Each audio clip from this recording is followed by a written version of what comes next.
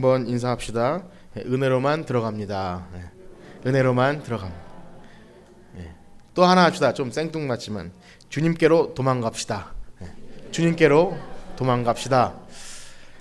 우리는 몇 주간에 걸쳐서 시내산 언약 가운데 하나님께서 자기 백성들을 이렇게 또 십계명을 주시고 율법을 주시는 그런 장면들을 함께 나누고 있습니다. 하나님께서 주시는 모든 계명의 핵심은 바로 하나님을 마음을 다해 목숨을 다해 뜻을 다해 힘을 다해 사랑하는 것을 내 몸과 같이 사랑하라는 그것입니다. 그것이 핵심이고 십계명 이후에 모든 말씀들은 이것이 뼈대가 되어서 이렇게 조목조목 붙여지는 말씀이라고 말씀드렸습니다. 그런데 이 부분들을 보면서 다시 한번 느끼는 것이 뭐냐면 하나님께서 자기 백성에게 이렇게 말씀을 주시면서 언약을 체결하는 모습을 볼 때 그때나 지금이나 변함없이 하나님은 우리 인간들에게 하나님 말씀을 주시는 분인 줄 믿습니다. 그래서 오늘날도 마찬가지로 성경 말씀 가지고 우리 하나님의 말씀을 보고 하나님 백성의 상징은 뭐냐면 그 말씀에 순종하느냐 그렇지 않느냐입니다. 그래서 우리의 신앙의 형태는 딱 그거예요. 하나님이 전능자 하나님이 창조자 하나님이 말씀을 주시고 우리가 그 말씀을 순종하는지 그렇지 않은지가 그때나 지금이나 변함없이 그렇게 되는 줄 믿습니다. 그래서 오늘 여기 계신 분들은 오늘 신구약 성경 66권 말씀을 하나님의 말씀으로 믿고 순종하는 분들인 줄 믿습니다. 오늘도 하나님께서 자기 백성을 사랑하셔서 그들이 하나님 백성이라는 그 정체성을 가지고 살아가길 원하시면서 그 의도를 가지고 주신 말씀이 무엇인지 묵상하고 그 뜻대로 살아가는 여러분들 되시기를 간절히 축복합니다. 자, 지난주에는 21장 초반부에 종에 관한 법을 말씀드렸어요. 특별히 이 종 중에서도 상전과 처자를 사랑하여 스스로 자기 자유를 포기한 그 종을 주의 깊게 보면서 그 종이 문설주에 자기 귀를 송곳으로 뚫으면서 충분히 자유할 수 있지만 자유를 포기한 그 종, 그분이 바로 우리 예수님을 예표한다고. 그 종이 예수님인 것이 아니라 예수님도 종처럼 충분히 하나님 옆에 왕으로서 그냥 영광 받을 수 있는 분이지만 자기를 비워서 스스로 종의 형상을 입으시고 우리를 위해 십자가에 돌아가신 예수님인 줄 믿습니다. 자, 오늘은요 그 살인자에 관한 그런 법을 잠시 보기 원하는데 제가 이렇게 말씀을 드리면서 여러분들이 혹시 좀 긴장하실 수도 있습니다. 왜냐하면 굉장히 많은 내용인데 이제 21장 종에 관한 법, 상전, 그 다음에 오늘 살인자, 그러니까 이게 하나하나 하다 보면 굉장히 길어지겠죠. 출애굽기 아마 올해가 지나도 안 끝날 수도 있습니다. 그래서 걱정하지 마시라고 그런 말씀을 드립니다. 오늘 21장에서 한 23장까지 이렇게 좀 집약을 해서 말씀을 드릴 텐데 왜 그러냐면요. 제가 이 말씀을 같이 성경 공부도 하고 또 이렇게 설교 준비도 하면서 고민했던 게 있는데 이미 말씀드린 대로 이 구약의 율법은요. 오늘날 우리가 이것을 문자적으로 지킬까요? 안 지킬까요? 안 지킵니다. 물론 십계명은 그대로 있지만 여기서 예를 들면 양 한 마리를 이렇게 도둑질하면 양은 4마리, 소는 5마리 이렇게 갚는 그런 법들이 있어요. 이에는 이, 누에는 누는 이런 것들이 나옵니다. 그런 것들 실제로 우리 삶에 적용하진 않습니다. 오늘날 대한민국의 헌법을 따르는데 그래서 그렇게 말씀드렸어요. 하나님께서 우리에게 이런 말씀을 주신 의도를 파악하고 하나님의 그런 법의 율법의 의미를 알고 우리 삶에 적용하면 되는데 자, 만약에 이것을 제가 또 하나하나 말씀드리면 그것도 충분히 또 의미가 있고 하나님께서 법을 주실 때 그 의도를 발견할 수 있지만 우리가 오늘날 이 율법을 통해서 도덕적인 것을 오늘 주일날 나와서 듣고 도덕적으로 이렇게 살아야겠구나. 그것도 굉장히 중요하지만 사실은 그것이 핵심이 아니라는 거예요. 그것이 핵심이 됐다가는 잘못하면 율법을 잘 지켜야 된다. 물론 잘 지켜야 되지만 그것이 핵심이 되면 정작 하나님께서 율법을 주신 의미를 잃어버릴 수도 있다는 것입니다.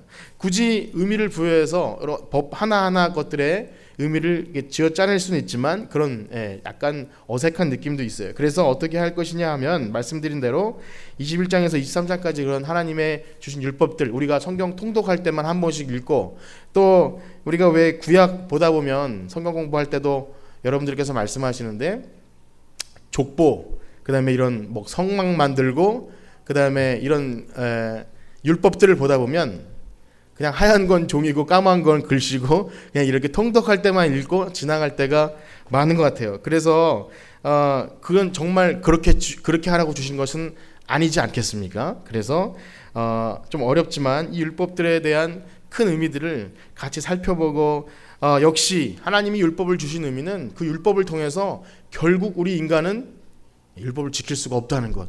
그래서 율법은 우리로 하여금 죄를 알게 하는 것. 죄를 아니까 어쩔 수 없이 은혜밖에 없다는 것. 그것을 아는 여러분들 귀한 시간 되시길 축복합니다.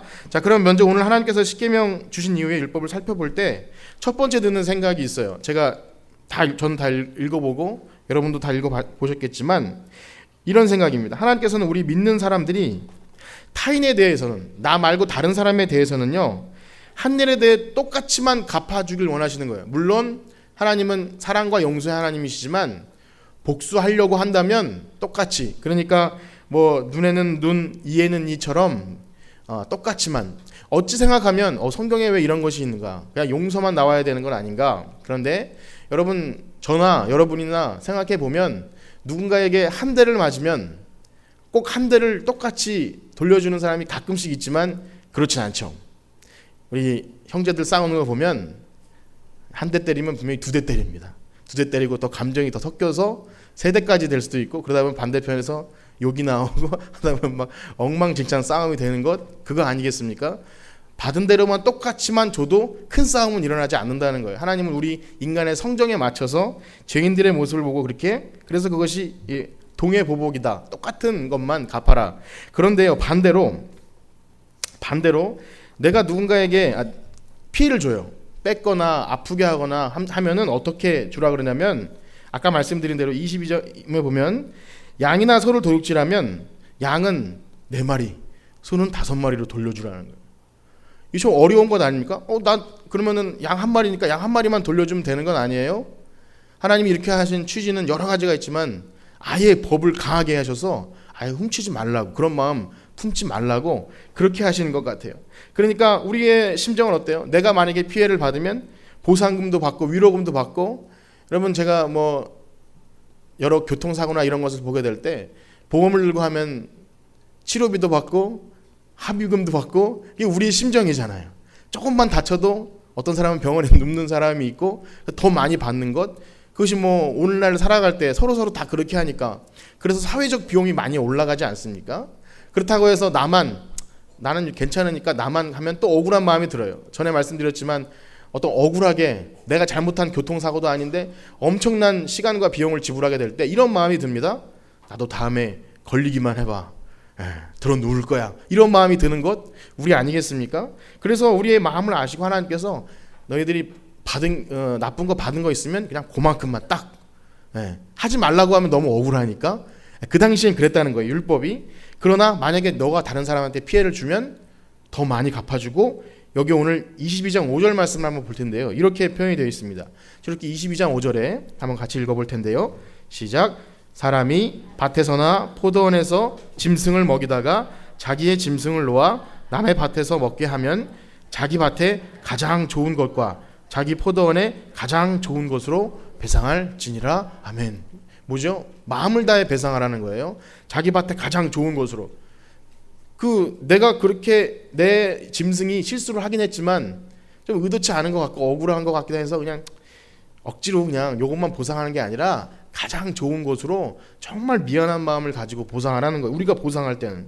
그래서 이런 말씀을 볼 때 하나님의 의도를 보시면 아까 말씀드린 대로 죄의 대가를 무겁게 하심으로써 우리가 죄에 대해서 선뜻 생각하지 못하도록, 이거 내가 양 한 마리 훔치면 4마리 갚아야 되니까 하지 말자, 이렇게 좀 그런 규칙도 만들어 놓으신 것 같고, 또 한 가지는 우리가 흔히 하는 말로 왜 남이 하면 불륜이고 내가 하면 로맨스, 이런 나에게는 엄격한 잣대를 들이대지 않고 남에게는 엄격한 잣대를 들이대는 그런 우리의 마음을 아셨던 것 같아요. 그래서 그렇게 하나님께서 우리에게 적용하셨던 것 같습니다. 그래서 하나님은요, 우리 습성을 아시고 다른 사람에게 피해를 입힐 경우에는 대충 물어줄 것이 아니라 가장 좋은 것, 그리고 그것이 바로 하나님께서 첫 번째는 하나님 사랑, 이웃 사랑할 때 내 이웃을 내 몸과 같이 사랑하라 하는 그 계명이 이렇게 적용된 것이라고 생각이 됩니다.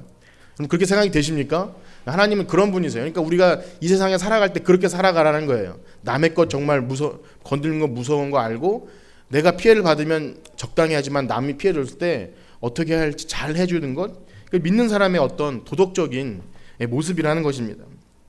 자, 그래서 한 가지 생각하게 됩니다. 우리가 쉽게 이런 말을 하죠. 자기 자식이 어디 가서 망나니 소리 듣지 않도록, 그래서 가정교육도 안 된 그런 소리 듣지 않도록 하나님께서 이렇게 부모가 자식에게 엄격하게 가르치듯이 그렇게 가르치는 그런 느낌을 받게 됩니다. 남의 것 귀히 여기고 남의 생명 귀히 여기고 갚아주려면 대충 갚지 말고 가장 좋은 것으로. 여러분, 우리가 우리 자녀나 우리의 삶이 그렇게 되기를 축복합니다. 그것은 너무나 아름다운 거예요. 만약에 믿는 사람이 그렇게 되지 않고 만약에 학교에서 뭐 아이들이 싸울 때 우리 애는 잘못 없고 그쪽이 잘못이라는 그런 예를 들면 똑같은 상황이지만 내 입장에서만 해석하려 하는 그런 것이 아니라 정말 진심으로 사과할 수 있는, 그리고 물론 상대방에서 사기성을 가지고 과하게 요구하면 법이 있으니까 걱정하지 마시고 우리가 미안한 마음을 충분히 표현할 수 있는 우리들이 되었으면 좋겠어요. 그래서 하나님이 율법을 만드신 거예요. 강하게 우리 자녀들을, 하나님 백성들을 그런 법 없는 자녀가 아니라 정말 뼈대 있는 하나님 백성이라는 것을 알기 위해서 이런 율법을 주셨음을 먼저 한번 깨닫게 됩니다. 그래서 우리는 또 한 가지 생각하게 됩니다. 오늘날 우리가 이 도덕적 문제를 그냥 차치하고서라도, 도덕적 문제는 말고서라도 우리의 행위에 대해서, 신앙생활 행위에 대해서 우리는 다른 사람에게는 좀 엄격한 기준을 들이대지 않습니까? 그래서 누구는 직분자인데 좀 그래, 혹은 뭐 신앙생활이 그래, 이렇게 하면서 나는 사실 떳떳하지 않으면서 나에겐 그런 잣대를 들이대지 않아요. 나에겐 굉장히 관용적이에요. 힘드니까 기도 못하지, 힘드니까 오늘은 빠지지, 이렇게 하면서 다른 사람에게는 아주 칼 같은 잣대를 들이대는 그게 우리 모습, 저의 모습 아닙니까?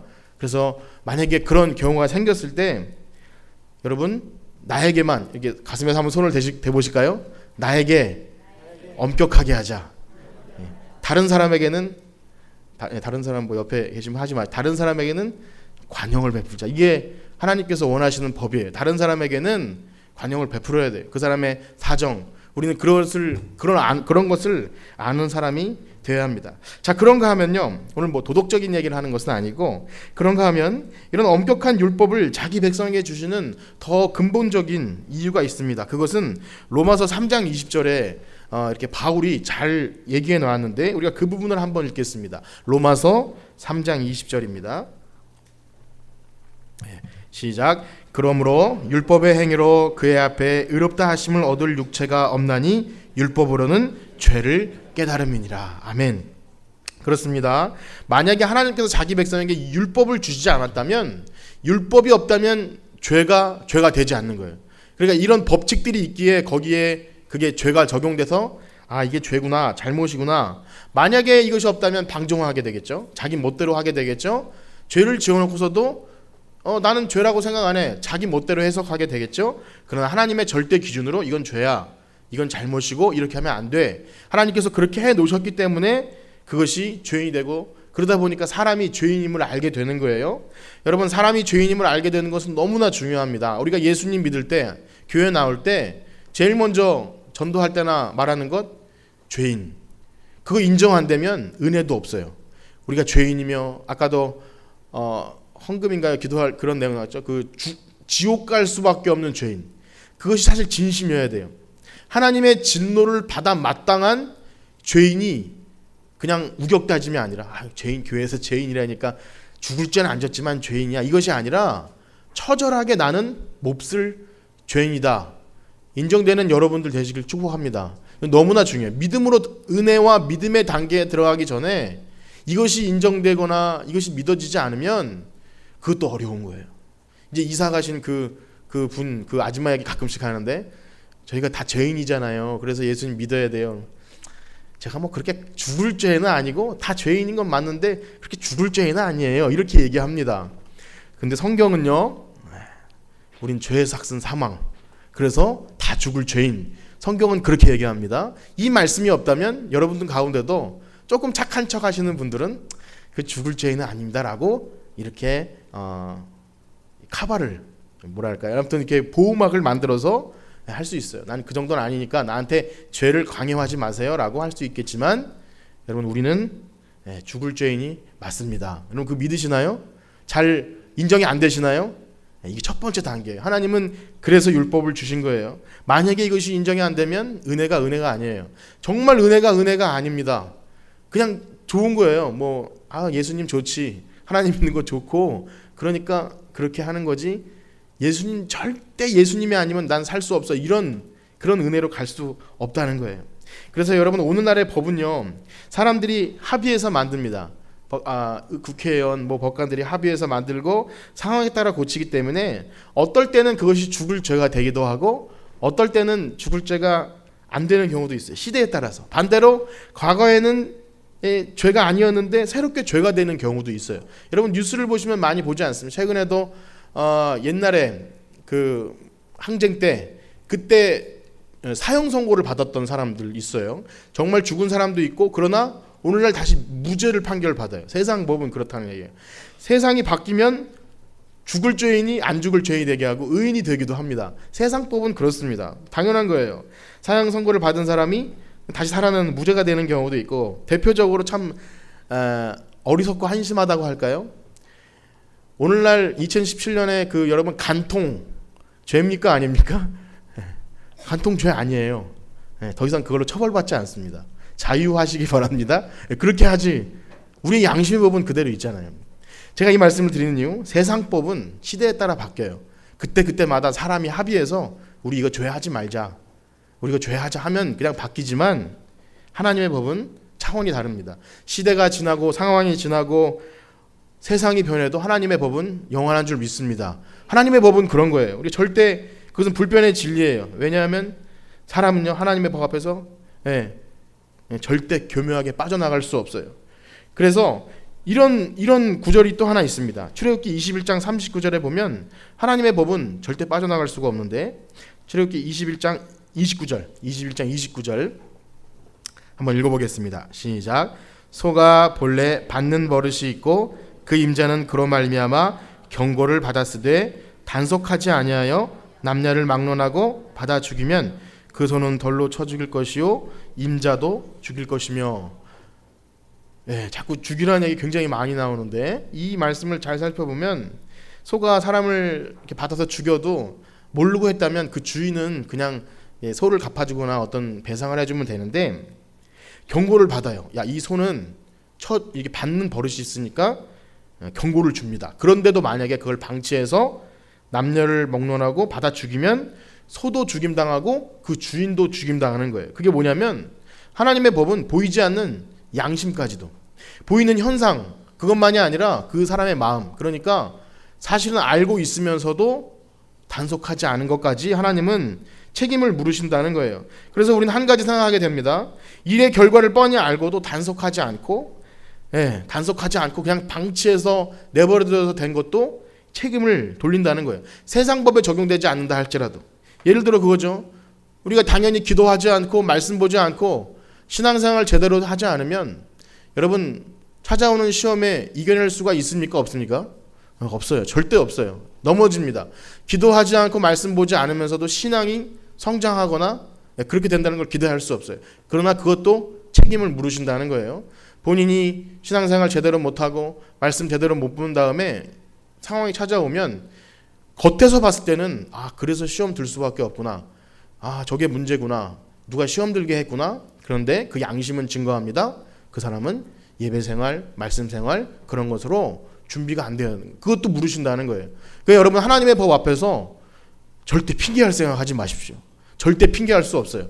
사람에게는 내가 이래서 못해서 이 상황이 이래 정말 어려워 그렇게 핑계할 수 있지만 하나님 앞에서 불꽃 같은 눈동자로 우리의 심장과 폐부를 살피신 하나님 앞에서 핑계하지 마십시오. 그러면 하나님께서 우리에게 그 책임을 물으신다는 거예요. 그래서 우리가 하나님을 말할 때 불꽃 같은 눈동자, 우리의 심장과 폐부를 살피신 하나님, 이것은 그냥 미사여구가 아니라 하나님은 그걸 아시기 때문에 우리를 벌하셔도 우리는 할 말이 없다는 거고 우리가 죽을 죄인이라는 것을 부인할 수 없다는 거예요. 이것은 예수님의 말씀과도 같습니다. 예수님께서 신약에 오면은 어떤 그 율법 잘 지키는 사람에게 형제를 미워하기만 해도 살인한 거라고. 이 법 적용이 얼마나 엄격합니까? 진짜 죽인 게 아니라 미워하는 마음만 갖고 있어도 살인한 것이고, 이 여자만 음행만 품어도, 마음에 품어도, 겉으로는 아무것도 행하지 않아도 그것이 바로 간음한 것이래요. 이렇게까지 되면 하나님의 그 촘촘한 법 앞에 여러분 절대 아무도 나만 할 사람이 없어요. 이것 가지고 다시 한번 깨닫습니다. 율법 지켜서 구원 얻는다면 여기에 살아남을 사람이 없어요. 아주 너덜너덜해질 거예요. 그 촘촘한 법 앞에 나만 할 사람이 뼈도 못 추립니다. 그래서 만약에 그래서 하나님의 법은 죄를 알게 한다는 거예요. 그 촘촘한 법 앞에. 그래서 만약에 어떤 사람이 이게 율법을 가지고 구원 얻는다고 하면 본인 스스로가 아주 엄청난 딜레마에 빠지게 되는 거예요. 절대 불가능한 것이죠. 이것이 하나님의 정의입니다. 하나님은 공의로운 재판장인 줄 믿습니다. 그 선하신 영광스러움 앞에 어떠한 사람도 의인이라고 떳떳하게 설 사람이 없습니다. 그래서 이런 생각이 들어요. 그러면 하나님께서 어차피 사람들이 못 지킬 거 다 아시면서 왜 이렇게 어렵게 하셨나? 좀 많이 양보하셔서 하향 조정하시고 완화하셔서 그냥 어느 정도 지킬 만한 것, 그러니까 베드로가 했던 것이나 아니면 뭐 누가 했던 것 같은 루터나 이런 사람이 했던 것이 당시에 하는 것, 뭐 천일 기도 혹은 무릎으로 계단을 좀 많이 올라간 고행, 이런 걸 좀 만드셔서 그것만 하면 되게끔 하시면, 사람이 어느 정도 하면 되게끔 하는 거를 만드시면 되는 건 아닙니까? 이렇게 반문할 수도 있어요. 어차피 지키지 못할 걸 왜 이렇게 어렵게 만드셨죠? 근데 여러분 이렇게 생각할 수 있습니다. 하나님께서 그렇게 하실 이유가 있습니까? 하나님이 인간이 하든 못하든 인간이 죄에 빠진다고 해서 하나님의 기준을 낮추실 이유가 없는 거예요. 하나님께서 그분의 정의를, 하나님의 공의를 그들이 지킬 수 있느냐 없느냐에 따라 불변하지 않는다는 거예요. 변하지 않는다는 거예요. 아까 말씀드린 대로 그 법, 세상의 법은요 변해요. 사람들이 하도 못 지키면 우리 이제 이거 죄로 하지 맙시다, 간통 없애십시다 할 수 있지만, 하나님은 너무 간통 계속하네, 그러면 이거는 그냥 십계명에서 절대 이렇게 하지 않는다는 거예요. 그러니까 이 율법은 그대로 갑니다. 지금도 불변하게 하나님의 율법은 그냥 시퍼렇게 서슬퍼렇게 살아있는 거예요. 그렇기 때문에 이 율법을 주신 이유는 결코 이 율법을 다 지킴으로 구원 얻는 것이 아니에요. 좀 안도가 되십니까? 만약에 이것 가지고 한다면 우리는 정말로 구원 얻을 백성이 한 명도 없는 거죠. 그냥 여기서 우리는 죄인이구나, 우리는 이 하나님의 엄미하신 법 앞에 죽을 죄인이구나, 이것을 깨달으라고 하는 거예요. 그래서 말씀드린 대로 어떤 율법주의자 혹은 유대인들, 또 어느 날 어떤 특별한 종파에서 뭐 안식일 혹은 뭐 어떤 뭐 고기를 먹지 않고 하는 그런 것들을 지켜인 것이 진짜라고 말하는 것 자체가 굉장히 모순 덩어리죠. 모순 덩어리. 오늘날 예수님이 이런 모든 것을 다 해결해 놓으신 것을 뭐 그것도 보는지 안 보는지 모르겠지만 그것도 무시하고 그저 여기에만 매달려 있는 것, 참 미련하고 어리석은 것입니다.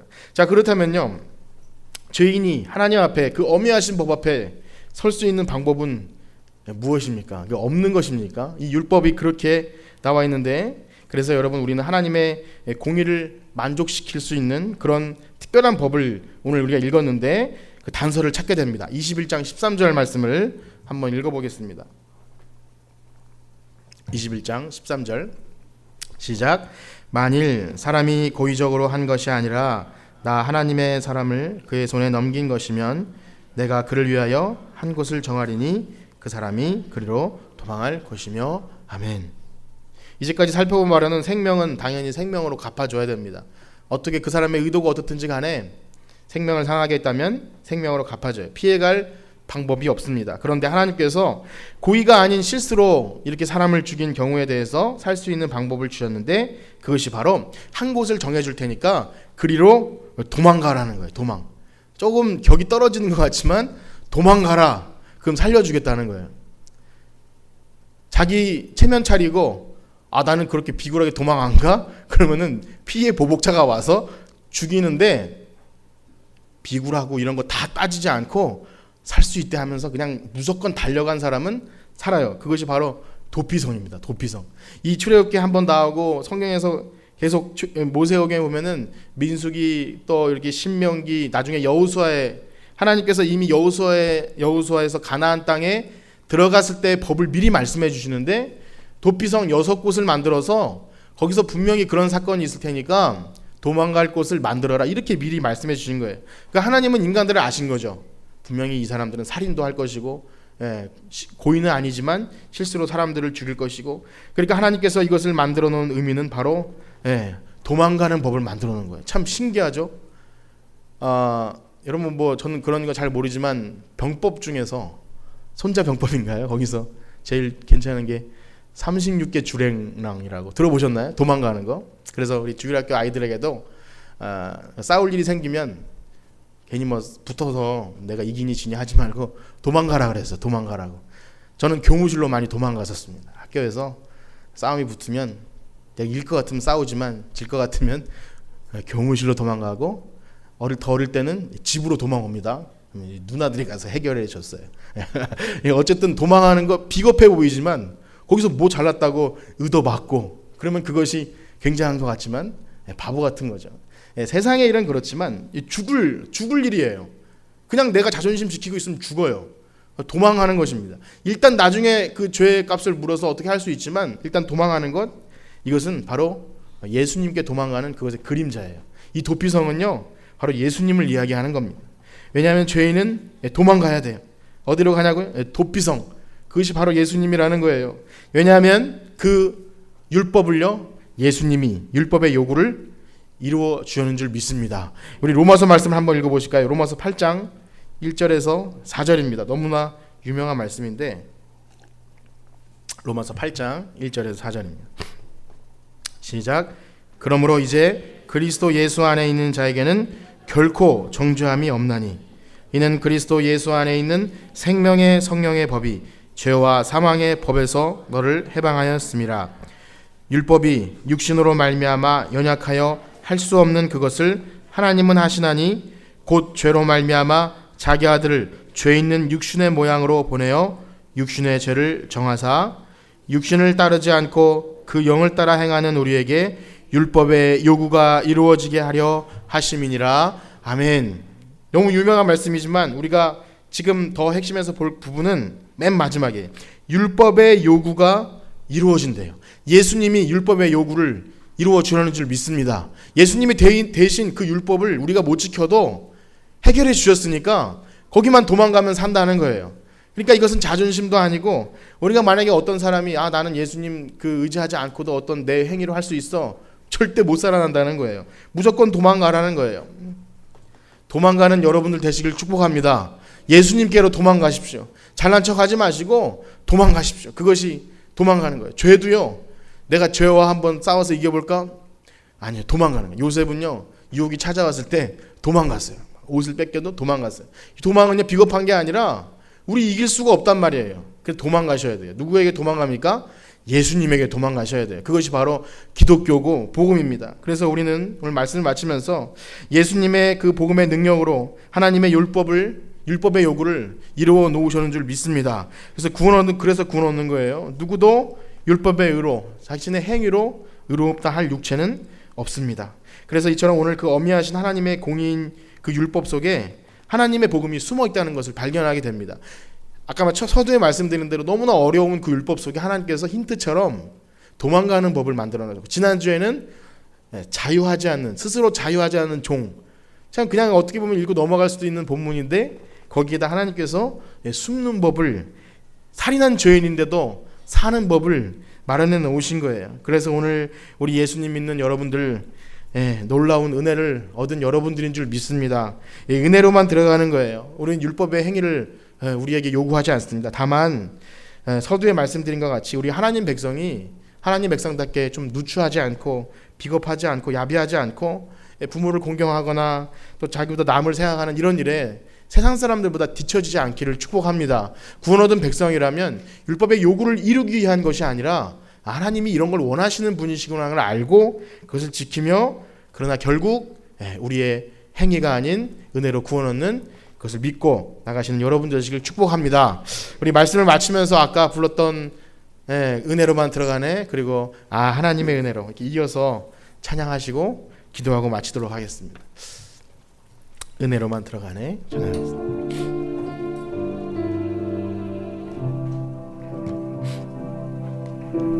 은혜로 만들어 가